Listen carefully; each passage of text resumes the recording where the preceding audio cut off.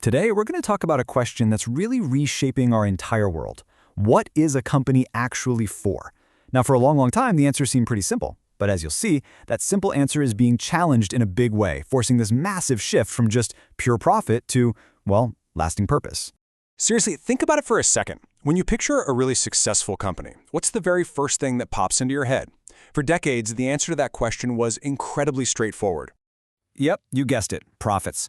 The scales were tipped completely in one direction. The number one, and let's be honest, often the only goal was to make as much money as possible for the people who owned the company.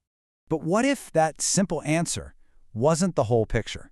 What if focusing only on profit was actually creating these hidden costs that sooner or later we're going to come due? Well, that's the story we're going to get into today. Okay, so let's dive in. And to do that, we have to wind the clock back to what you might call the old normal. This was the era of something called shareholder capitalism. Look, the whole philosophy was super simple. A company existed for one reason, to serve its owners, its shareholders. That's it. Every single decision, every strategy, every little action was judged by one single thing. Did it make the most money possible for the investors? In this world, the rule was crystal clear. A good company is a profitable company. Anything else, things like social or environmental issues, that was all just seen as a distraction. The mission was focused, it was clear. But this relentless, single-minded chase for profit, well, it was about to show its true cost. So, as companies just kept chasing profits above everything else, the cracks really started to show. Major events around the globe started to reveal the steep, and often tragic, cost of this kind of imbalance. And the evidence became impossible to ignore. In 1989, you have the Exxon Valdez oil spill, which showed the absolutely devastating environmental price of putting profits ahead of safety. Then you fast forward to 2001, and the Enron scandal just explodes, showing the human cost as corporate fraud, all done in the name of shareholder value, completely wiped out the life savings of thousands of people. And this right here illustrates that connection perfectly. On one side, you've got that relentless chase for the bag of profits.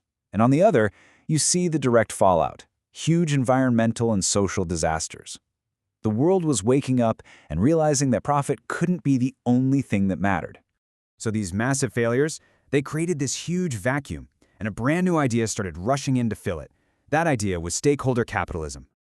And let me tell you, this was a fundamental shift. Instead of a pyramid where all the value flows up to the top, to the shareholders, the new model is more like a circle of shared value. The goal isn't just about immediate profit anymore, but about sustainable, long-term value for everybody connected to the company. So you might be asking, who exactly are these stakeholders? Well, it's a much bigger group than you'd think. It includes the employees who are actually creating the value, the customers who buy the products, the suppliers, the community that the company operates in, and yep, even the planet itself. And look, shareholders are still on the list, but now they're just one part of a much larger ecosystem. This whole idea hit a massive turning point in 2018. Larry Fink, the CEO of BlackRock, we're talking the world's largest asset manager, sent a letter to CEOs everywhere, basically telling them that if they wanted BlackRock's money, they needed to start showing how they actually contribute to society.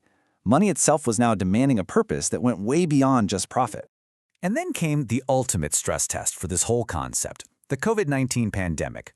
It became painfully obvious that a company can't possibly thrive if its supply chains are broken, its employees are sick, or its customers can't even leave their homes.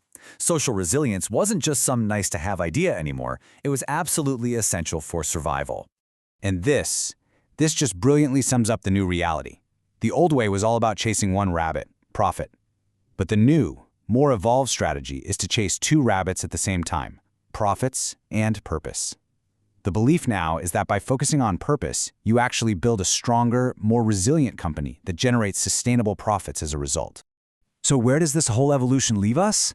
It leaves us with a totally new framework for how we evaluate companies. And what's wild is that it has surprisingly deep roots in traditional philosophy.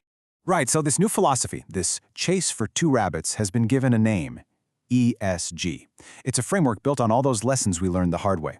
The environmental lessons from oil spills, the social lessons from a global pandemic, and the governance lessons from corporate collapses. And what's really fascinating is how this modern, global concept connects directly to a foundational Korean principle, Hongik Ingan. Hongik Ingan. At its core, it's the idea of living and working for the benefit of all humankind. It kind of suggests that this new idea in business, serving everyone, all the stakeholders, isn't so new after all. It's really a piece of ancient wisdom that's being rediscovered for our modern world. So, as this huge shift from pure profit to a much broader purpose keeps picking up speed, the final question isn't just for the big-shot CEOs. It's for all of us, as employees, as consumers, and as citizens. What kind of companies do we actually want to support? And what kind of world do we really want to build?